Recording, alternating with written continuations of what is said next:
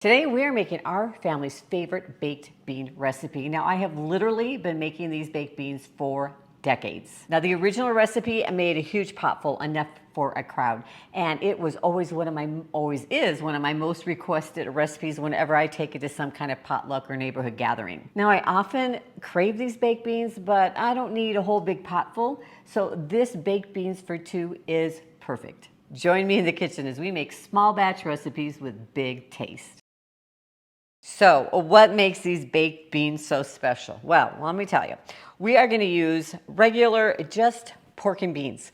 You don't want any of those baked beans that have other things added in, like brown sugar and stuff, because we're going to add in everything.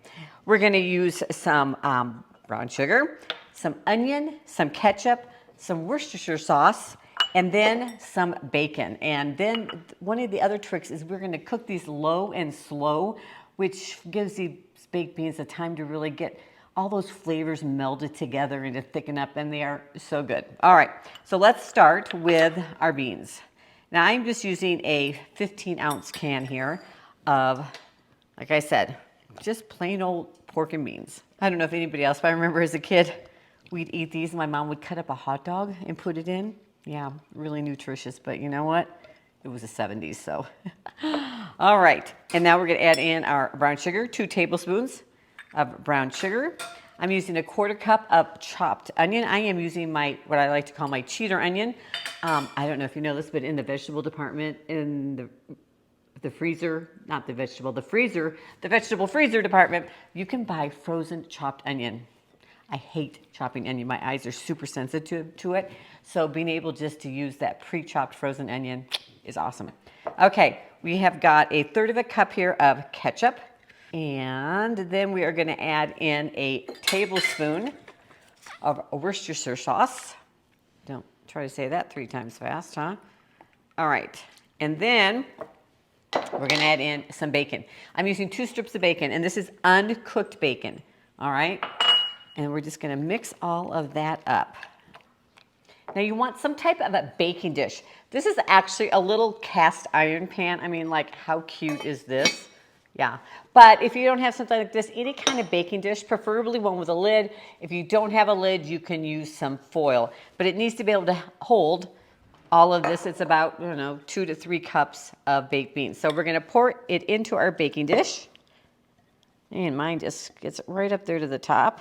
And then now, if you have it, to give these beans just a little extra flavor, I like to take a slice of green pepper, place that on top. We are going to bake it at 300 degrees Fahrenheit for about an hour with the lid on. Start at 45 minutes, just kind of see how they're doing.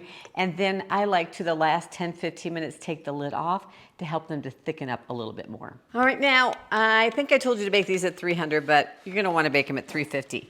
And also suggestion, put them, especially if your pan is pretty full to the top, put them on some kind of baking sheet because they may bubble over and make a mess in your oven. So I did 45 minutes, about 350, 15 to 20 minutes without the lid on.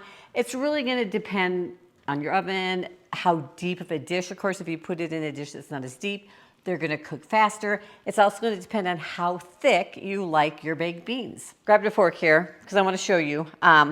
Now these have thickened up quite nicely, but if you like them thicker, you can totally cook them till they get thicker. They smell delish. That brown sugar and ketchup in there makes them so yummy. And then the bacon, one of our very, very favorite side dishes. Now, if you're looking for some other small batch side dishes, be sure to check out my small batch potato salad down there. It goes perfectly with these small batch baked beans. So thanks for joining me in the kitchen today. Be sure to subscribe to my channel, and I'll see you in the next video.